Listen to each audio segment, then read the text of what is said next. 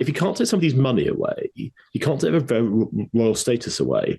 And it seems like the silence is deafening from the royals on the royal side, because they never responded to the book, never made any statements or anything like that. Do you feel like the royals want nothing to do with Harry at this point now?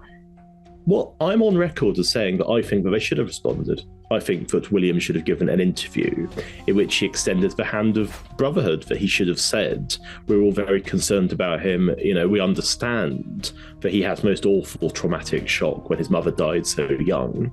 You know, we know life has been hard for him. I mean, the thing is, the royal family's motto has always been never complain, never explain. And that's done them very well. But you do wonder, when a member of the royal family is not playing by the same rules as you, how well it's going to go in the long term. Because it was the same thing with Duke of Windsor, that he wasn't playing by any of the established rules because they'd all been torn up for him. So he was a complete loose cannon.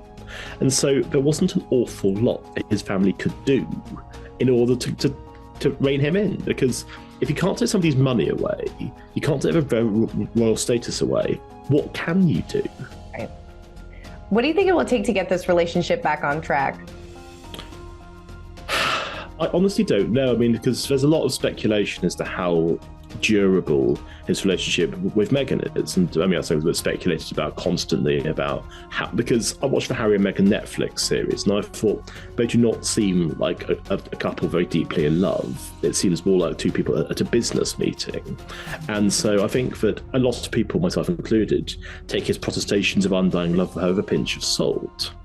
Now, if that relationship was to come to an end in a high-profile fashion, which it very much would, it would go one of two ways. Either he would blame the media for driving them apart and blame his family, and that would lead to an even more total estrangement than currently exists. Or he might think that actually he's had his moment, he's had his his fight with his family, and the time has actually come to make some sort of peace. And it's impossible to say which one's going to happen. But I can't see in the current situation how he's ever going to have any sort of relationship with any of them. And it's that thing that was revealed that apparently King Charles said, don't make my last years difficult ones. Because he's not an old man, he's not a young man either, and we have no idea how long he's going to be king for. He's certainly not going to be as long as his mother was queen.